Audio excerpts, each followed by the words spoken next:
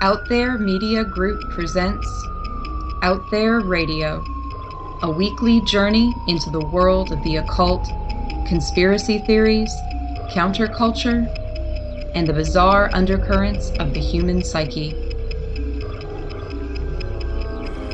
It's Out There with your hosts, Raymond Wiley and Austin Gandy.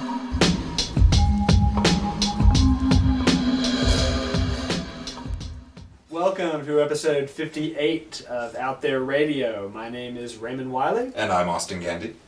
And we had such a good episode last week, Austin, that we've come back for more. We can't resist it. We can't resist talking more about Ed Leedskalnin and the mystery of the Coral Castle. It is literally all I've been thinking about all week. I don't believe no, you at literally. I mean, I've slept a lot, but how did this like 5 you wake up in the morning, Ed Leedskalnin. Ed Leedskalnin, his face, his tiny little beady eyes, his Latvian little eyes, just boring into my soul, and I can't figure it out. How did he do it?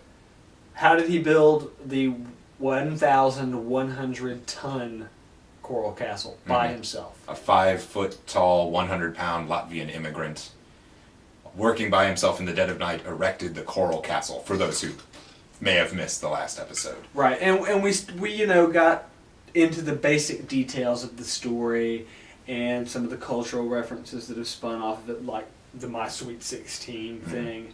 And talked about Ed moving the monument, like after he had built it, one piece at a time. But we realized by the time we got to the end of the episode that, though we had told the story, there was just so much more we wanted to know about Ed.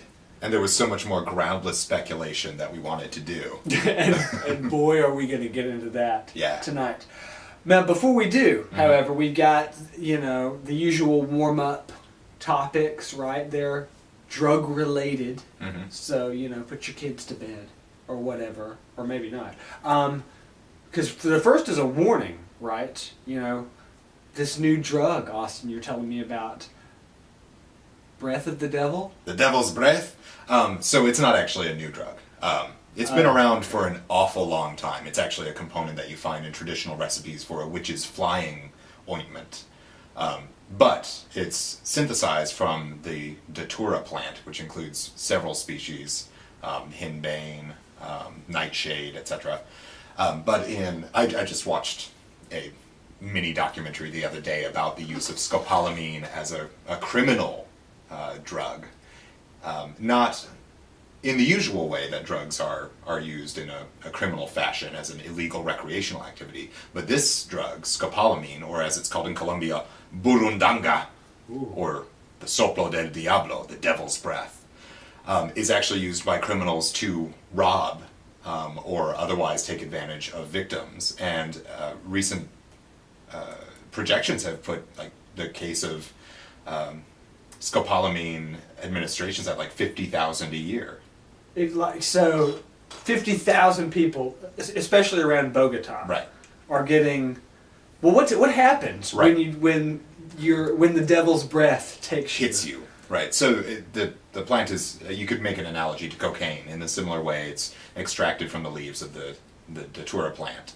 And then it undergoes a procedure of chemical extraction, and you wind up with this white powder that looks pretty much identical to cocaine, but it's very cheap to produce and very easy to find because the plants are just all over places like Colombia. And it's these just beautiful little flowers just dropping their seed pods all over the place, and you can walk down a street and collect enough materials to go and make yourself some scopolamine if you have the chemical supplies to do so. And when this powder is administered either in a drink or apparently also administered as a breath weapon, just blown in the face of somebody. You had to go there. You had to say breath weapon. I don't know how else to say it. I mean, it's very much like voodoo kind of imagery of somebody coming up and just blowing this stuff in your face, and all of a sudden you lose your ability to form short-term memories. You lose all free will, and you remain totally conscious and appear to be relatively undisturbed. You'll run a fever with no sweating, and you may hallucinate some spiders. But otherwise, you're more or less functional, and these criminal who's dosed you can take you to your ATM and have you withdraw all your money, and you won't remember any of it in the morning, and you'll do it with a smile on your face, happy to help. Right, because you're a zombie. You're a zombie. You're turned into a zombie, and then it passes, and you have no recollection of it. It's also 50,000 times. 50,000 times, yeah, and it's highly toxic. I mean, people die from the administration of it, but it's literally the scariest thing I have ever heard of. Yeah, because you wouldn't even know what had happened to you. But the breath weapon, I mean, I think that's... What do you think, like, once per turn? Once per round? Usable at will, yeah. It's spell-like ability down in and you can put it Colombia. in a drink, right? Yeah. So yeah, the State Department released a warning to travelers going to Colombia and other South American countries where this drug is used, warning travelers not to leave their drinks unattended or not to accept beverages or food from people they don't know. And it's serious enough that it's like a travel advisory. Scopolamine might, you might wind up, on a park bench the next day with absolutely no idea how you gave all your money and passport away.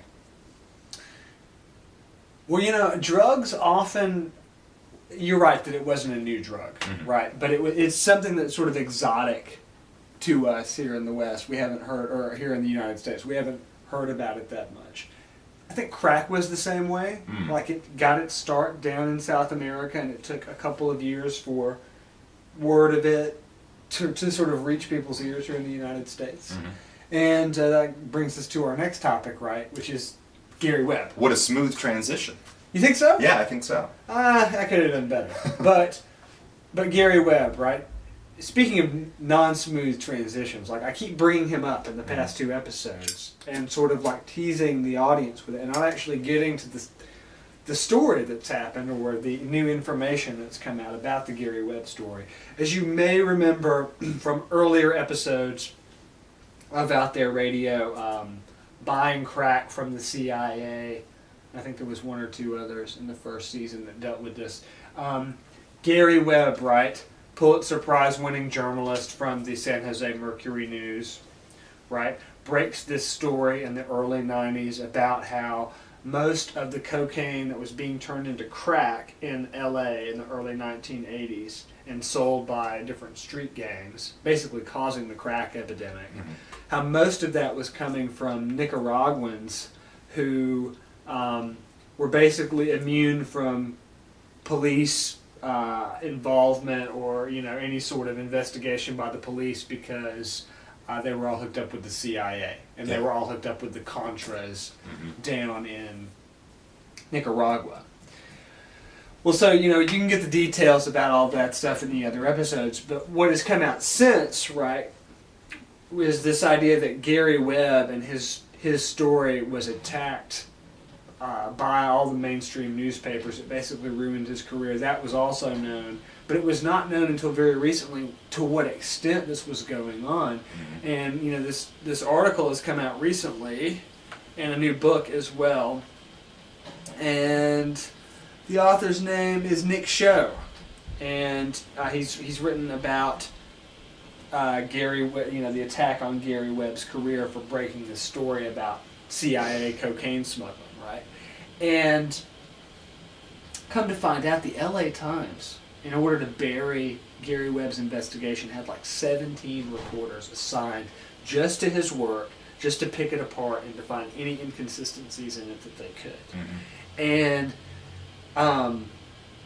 you usually think of, the government's out to get you for breaking a story like that. You don't think that the press is going to come and get you for that. But here you have, 17 journalists. Maybe only one or two of them are actually on the CIA payroll, right? Right. And then they're using anonymous CIA sources to discredit Gary Webb's work. Right, who of course deny that they were involved with CIA, or with crack peddling in LA. And it's not just the LA Times, too. It's like multiple newspapers that kind of jump in. And yes, there's the New York Times and the Washington Post as well, and those are the big three. And if they all line up behind you and say, "I know this guy's just a local yokel from the San Jose Mercury News, he doesn't know anything, his sources are bunk, whatever," like, people tend to believe it. Now, the funny thing is he's been exonerated since in '98, I think it was. This whole report, the CIA report came out. And you were talking about this before the episode. Yeah, the CIA Inspector General puts out a report that basically owns up to the fact that this was indeed happening. Right. At a very, it was a widespread operation.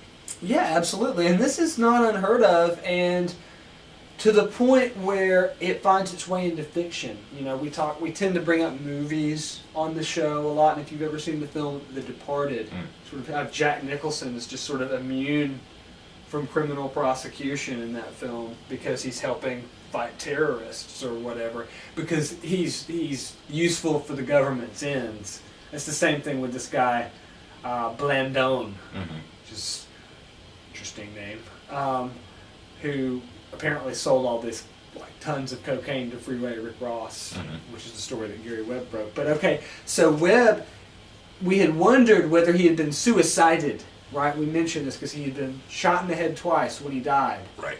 And more details about Gary Webb's death have come out. And once again, it's not the government that seems to blame so much as it is the press, where by the time Webb commits suicide, you know, his career as a journalist is basically ruined. He's writing for a weekly and not making any money. Like a smaller San Francisco newspaper, I think.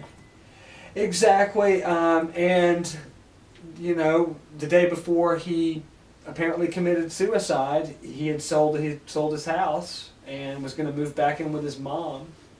And then this is a guy that's come from winning the Pulitzer Prize for covering the earthquake in San Francisco and Oakland in 1989. He's gone from that to he can't even get a job. Yeah, total persona non grata, and his life is just deteriorating in shambles, and it looks like he takes his own life. And from what his friends said, and from what other people, like even other conspiracy types like Mike, I think I've heard Mike Rupert say in some interview that he had no doubt that Gary Webb had killed himself. And the thing about it is if you look at the circumstances, it's easy to see how he might not have thought that he had anything to live for. And it doesn't take the government coming in and putting the gun to your head, because guess what?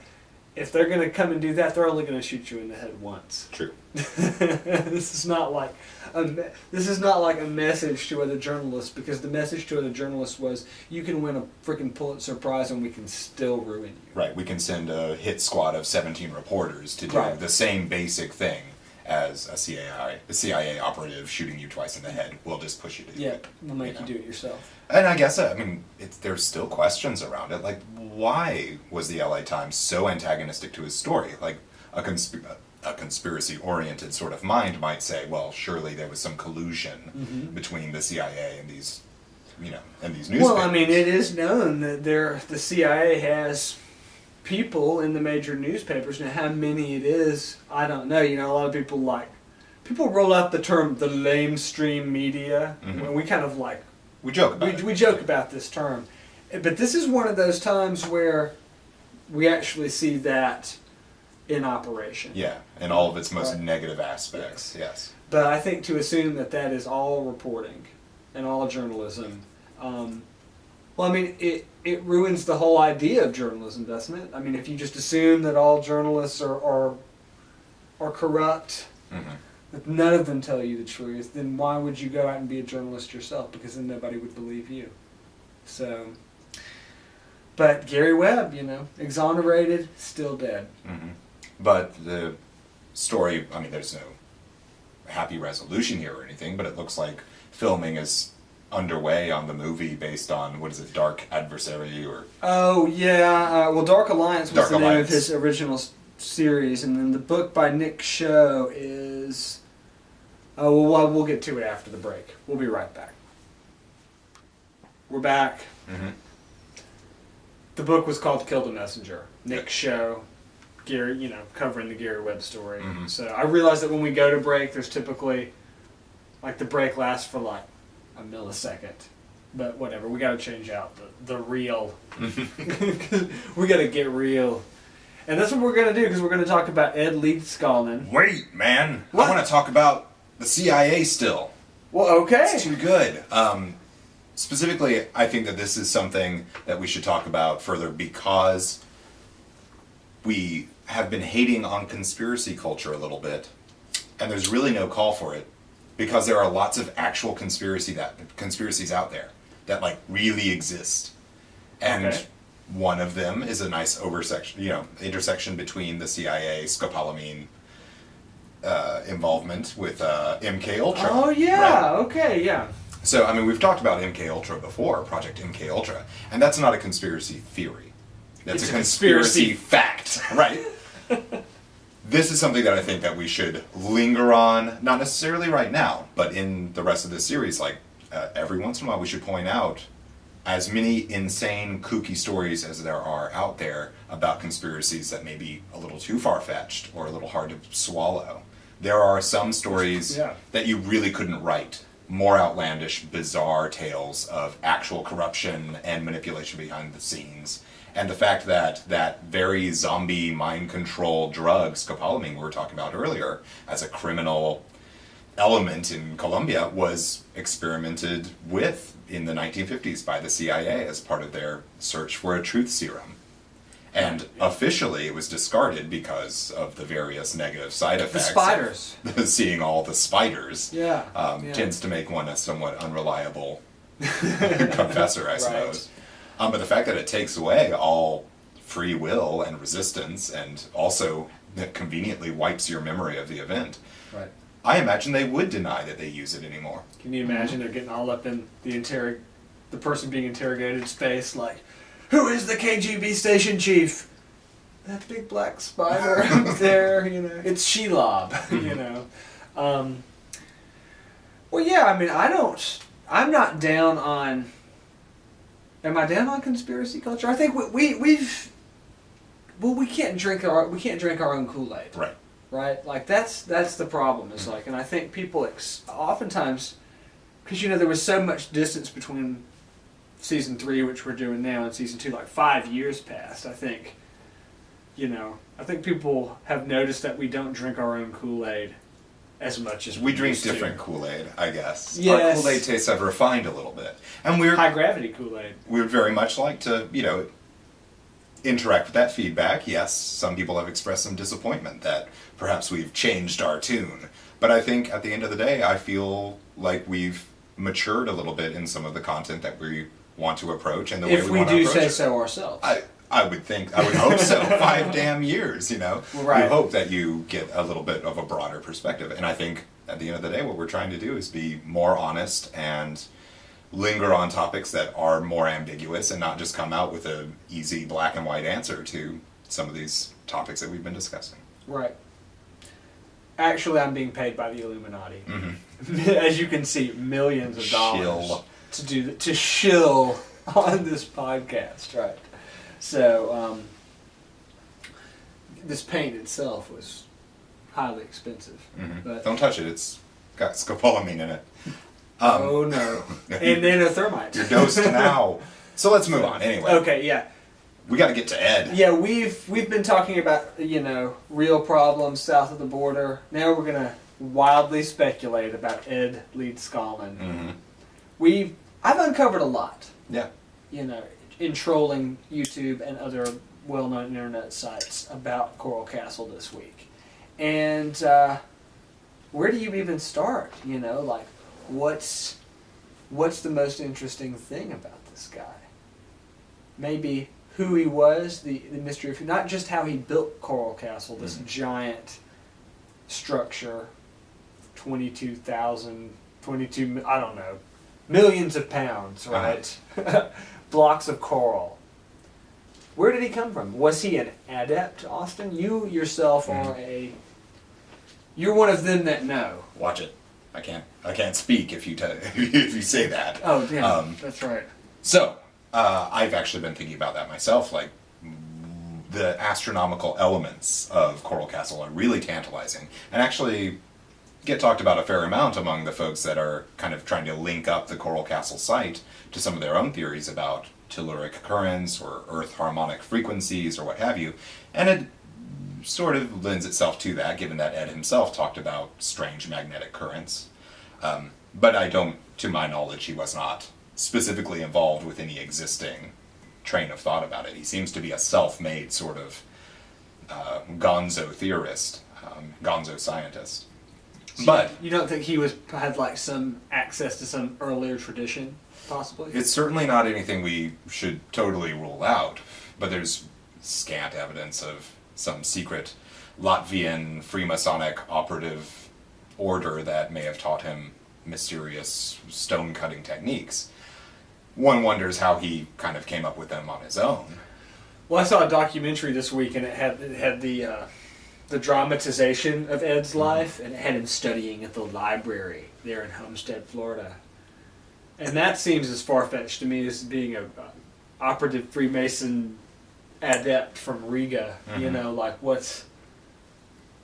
it's just very hard for me to explain. Yeah. You know. Well, I mean, the man only had like a 4th grade education, but he apparently also was an avid reader and devoured books at an early age, and apparently left school because he was bored by it, which I guess is a... That's always what people who either drop out from laziness or have like disciplinary problems say. Right. So, or in fact, hippies. savants, Maybe I he was a suppose. hippie, you know, early savant. I think that's a good word for him. Okay. I think that might be the best way to explain it. Now, we were reading about this other thing that's like this. It's in France somewhere. It was built in the 19th century, and it looks like like some kind of temple in Thailand or something, or in Burma. And I thought, oh, okay, so there's some precedent for something like Coral Castle being built. But then when we looked at the size of the structure, even though the guy had built it over like 23 years, nothing like what we see at Coral Castle. It's singular to me. Okay, so no evidence of Freemasons. But the comparisons to sites like Stonehenge are tantalizing to me because it's this weird re-emerging theme that we see whenever somebody erects large stones somewhere. They are apparently completely incapable of stopping themselves from aligning things with, this happens at the Guidestones. It's theorized that it is the primary purpose of the Stonehenge site to kind of be a calendar of Chaco sorts. Canyon. Right, the Yucatan, the Chichen Itza pyramids are aligned along very specific ways so that certain celestial events during the course of the year will line up in certain ways. The Giza pyramids line up with the pole star during the dog days of summer or what have you. This happens all the time, right? And I was asking myself, well, why does this happen?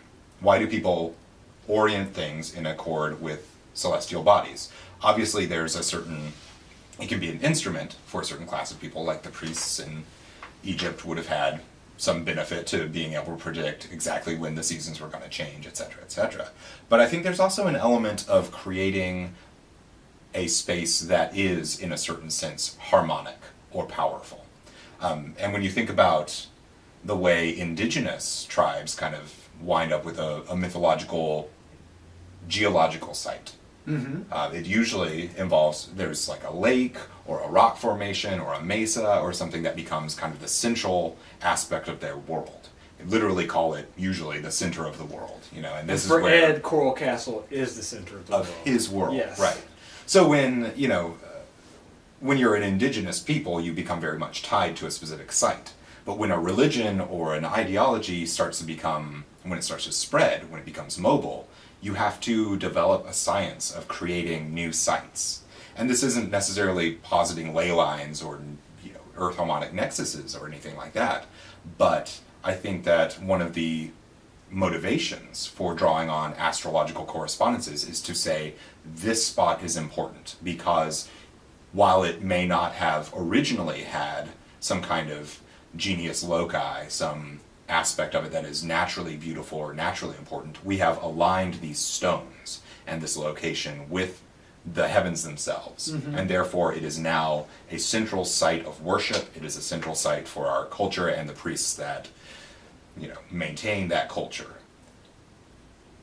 But that still raises a big question mark at the end of both the Guidestones and Coral Castle. These are not artifacts of a society or a group. They stand alone. Yes, they are products of a single person and a single mind, an individual set of desires. Okay, I mean, ostensibly he builds Coral Castle for his lost love, right? Agnes, his sweet 16, or as a monument to that. I mean, could it be that something like Stonehenge or the pyramids have a personal, immediate meaning to their creators that we know nothing about? It could be. You know, like Stonehenge was built for like caveman Agnes. You know, you know. I loved her so much that I dragged multi-ton rocks across the entirety of England to erect them in honor of a spurned lover. I suppose maybe. There you go. Hey, it happened in Florida. It did happen. Of course, that was Florida.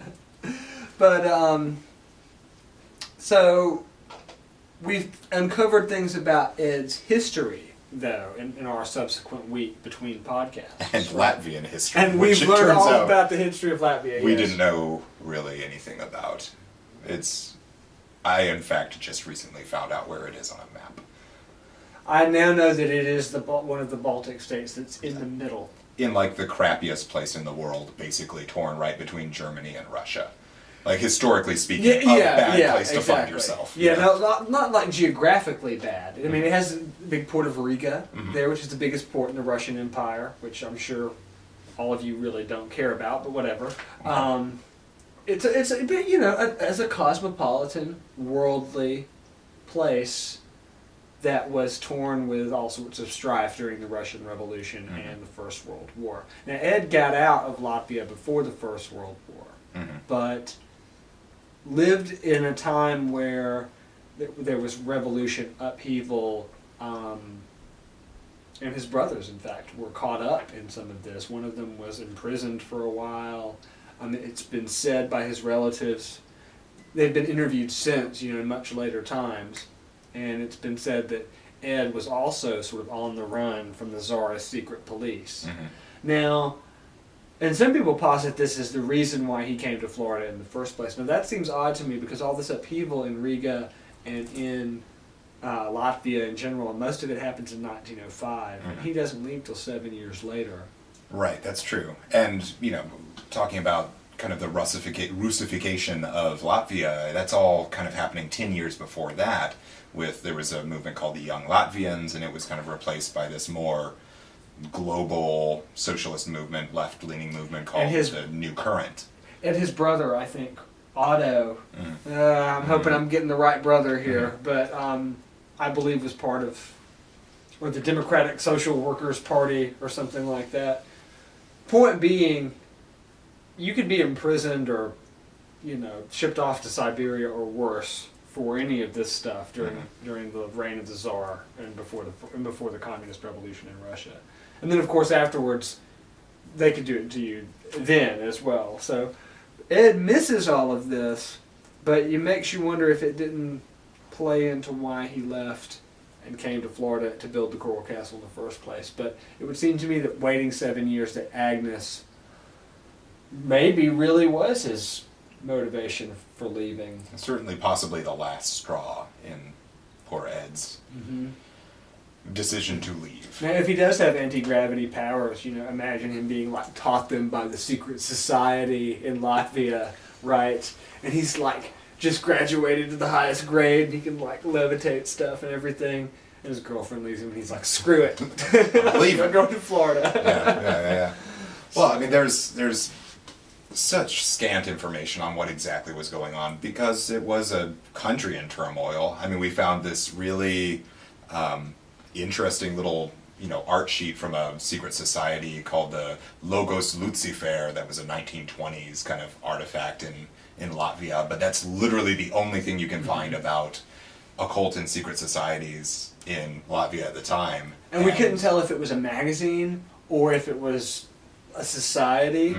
Great name, though. Yeah. So if any of our listeners who are into occult stuff, who maybe are living in Europe, say the name again, Austin. Logos Lucifers. So maybe we can find out if there was any occult stuff going on in Latvia at the time that Mr. Leedskalnin might have gotten his hooks in. Now, even though he's running away, I mean, he's running away from the secret police, supposedly, right? And that would make you think that he's like, you know, super progressive, commie, whatever. Kind of sexist, come to find out. Yeah. In his writings. So you want to talk about that a little bit? Had some disturbing revelations also about poor Ed's philosophical inclinations. Some of them sexist, some of them interestingly classist. For somebody who grew up with brothers fighting the revolution, he believed that only property owners should have the right to vote. And, you know, I think we should get into his stuff, his feelings about women, about his Sweet 16 and all this, maybe after the break. So hold that thought. Okay. So, back to Ed. Yeah. And the strange elements of his philosophy that we've kind of uncovered. So there was that element of, it turns out, everybody who moves to Florida becomes a conservative, right? Apparently, if you're, I mean, especially if you're Ed, only property owners can vote. Right. Forget the city dwellers. Those who do not have the ability to work do not have the ability to vote. That's right. Says Ed. I'm going to be... Are you going to read some quotes from Ed in your... I don't know that your Latvian book? We're just going to slip into it naturally, I think. But one of the things that he was talking about with regards to women, of course, was a really problematic segment of a book in every home. He talks about the problem of raising girls is that they are prone to becoming soiled. Oh, no. Right. Oh, my You must God. be very careful with girl. And this is going back to his Sweet 16. It seems, he never specifically says, but it's pretty indicative that he may have had a rough experience with his Sweet 16 becoming soiled by young boy. So if young boy, if he pushes himself on young girl, she is soiled.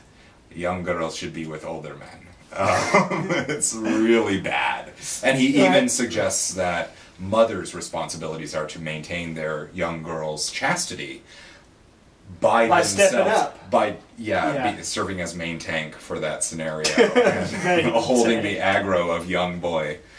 Because they're already soiled. See, they've already been through the worst of it. So if young boy, he needs experimenting station, then older woman should offer herself. It sounds like Ed wished he could control his family, his children that he would hypothetically have, his Sweet 16, like he controlled the very stones at Coral Castle.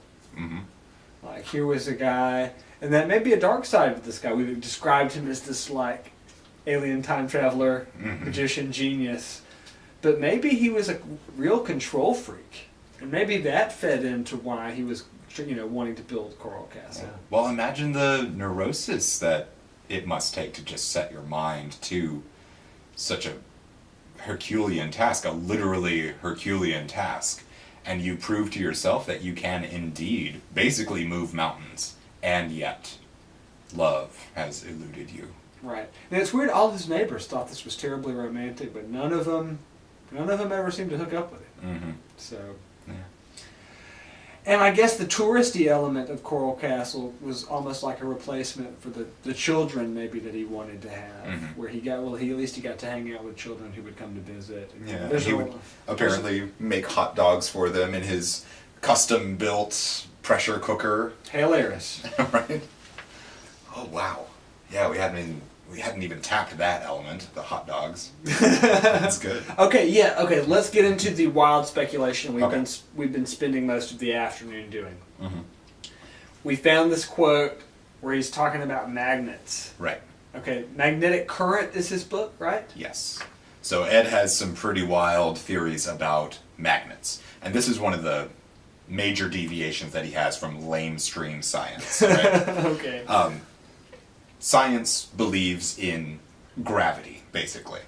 And Ed seems to be much more convinced that there are aspects to electricity and magnetism, and he uses the terms basically interchangeably. He would rather discard the term electricity entirely and believes that it is all a property of magnetism, and that scientists in their studies of electricity have basically admitted, and he's not entirely wrong, that they don't exactly know what electricity is. Ed claims, through his own self-taught experimentations with magnets, to have discovered that there are two elements to electricity, positive electricity and negative electricity, which is not really all that confounding to our understanding. But apparently positive electricity is the only thing that we've ever seen. Right. Like the lights in the room or whatever, all the electrical power that we use since Thomas Edison or whatever, that's the positive electricity. So what's the negative? So, to understand his idea about electricity, you kind of have to understand his idea about magnets, which is that there are, in any individual magnet, or anything that we usually call a magnet, it is actually composed of many small individual magnets. And different substances have different numbers of magnets, and magnets are a thing that kind of flows through them and binds them together. He views it as, which it is, a cosmic force that binds the Earth together. Which, once again, isn't really that far off from sophisticated physics models of what gravity actually is, right? Right. Actually. But he goes to odd places with it, describing how if you hook up copper wire to positive lead of battery and you connect negative lead to steak, you get more magnets than if you connect negative lead to sweet potato. And in this, we know that all things are different. And have different levels of magnet power. Right. But apparently it's not. It doesn't have to be like the normal kind of magnet, like you or I, a goat, a coral block. Mm-hmm. They all his mother-in-law have individual magnets throughout them. And this is what keeps you to the Earth. Is that the Earth is not that the Earth is so massive and gravity attracts you to it, but it's in fact you're like magnetized to the floor. Right, and he believes that the potential power of such magnets is much larger than we tend to. Magnetism is kind of one of those forces that's really infuriating because it's got so much potential, but at the end of the day, it's kind of hard to actually lift things with it or put it to... You can, make... It's good in a junkyard for picking stuff up. Now, but he never actually comes out and says, and I'm doing this anti-gravity thing using this. Infuriatingly, he never comes out and just says that, which would really be helpful. So what does it all mean? What does it all mean? Why does he work at night? We have a quote. Okay. You got this? I don't have the quote. Oh, God. Something about... He believes that the structure of atoms is wrong. Okay. He believes that atom is baby that was made up, and now the scientists have all adopted the baby. All the long-haired and now they are nursing the baby. Yes. He believes that the model of an atom with a proton and an electron is silly in some way. He believes that it should be structured more like the Earth, with a North Pole and a South Pole. And in that way, it would, I guess, display its form and function more accurately. But he believes that it would be rotating the elements, the North and Pole magnets would be around a central core, which he suggests in a parenthetical note could be a particle of sunlight at the center of an atom. Which is kind of compelling as a photon. Right. Well, could that mean that those photons, like during the day, messes up your anti-gravity stuff, and that's why he worked at night? It's wild speculation. Tantalizing, but he was also really interested in radio. I mean, he built his own radio receiver and was apparently pretty fixated on that as well, which is an obvious intersection when you're playing around with coils and magnets and such. You can make your own radio. He's like the poor man's Tesla. Very much so. He was backwater Florida Tesla. Absolutely. Okay, so let's take this concept of the poles, right, and the atom not looking right, and then you've got this weird map of the solar system. Oh, man. Built into the stone, right, where there's Earth, then there's the sun, and then there's a body on the other side of the orbit of the Earth, like the opposite end, that looks like a planet. Equidistant from the Earth on the other side of the sun. And there's a line drawn between them. Right. Unlabeled. Except for it says Earth 21 on one edge, and then the other planetary body on the opposite side of the sun is unlabeled. If Earth is 21, the other planet, my sweet 16. Planet 16. We have cracked this open. From which Ed Leedskalnin must have immigrated, not indeed from Latvia, but to escape the reptilian overlords of planet Right. 16. So like his proper model of the atom, Mm-hmm. okay, and like his perpetual motion holder, which we talked about in the last episode, which was two magnets chasing each other around a central core over and over again, perhaps his home planet, which we were just talking about, which is on the opposite side of the of the sun from the Earth, perhaps Earth and Sweet 16 are chasing each other around In perpetual in motion. perpetual motion, and that the whole solar system is a perpetual motion holder.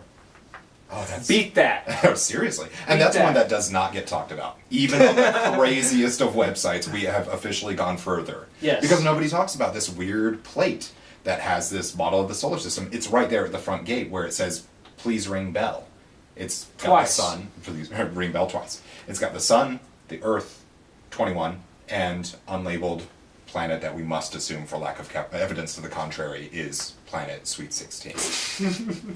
Now you looked up Earth 21. Yes, during the tantalized break. by this lead. I had to look and see if there was any precedence for calling something Earth 21. I was hoping for some kind of astronomical convention or something like that. But I discovered instead that Earth 21 is in fact an alternate universe that was created during the multiverse events at the end of Infinite Crises in the DC comics. Okay. Its status is currently listed on its Wikipedia page as existing. Which means it wasn't destroyed by a supervillain. Correct. Now I almost referenced this as like, oh, that's some Age of Apocalypse stuff, and you will, and that's Marvel. Whoa. Have to watch out. We don't want to lose any more fans, all right? That's right.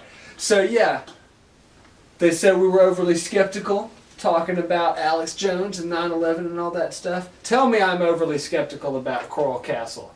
There's another planet chasing our planet around and around the sun, and that's where Ed Leedskalnin's And from. if you just had the industry to create your own rock telescope in the middle of a single acre of land that you bought for $12 in Florida, you too would have discovered that our model of the planets and their motion is in fact hopelessly wrong, and that we in fact are chasing a dark twin planet on the other side of the sun. But you would still not be able to get a girlfriend. Poor It's true. Ed. Oh well, if he hadn't have been such an ogre about it, maybe she would have stayed with him. Better that he didn't stay in Latvia, though. History got kind of nasty there after he left. It really So- did.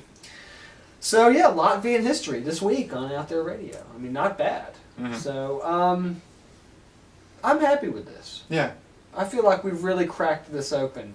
How will we ever see the other planet, though? It's always going to be obscured by the sun. We've got to send Cassini spacecraft. Didn't it whip around the sun? Oh.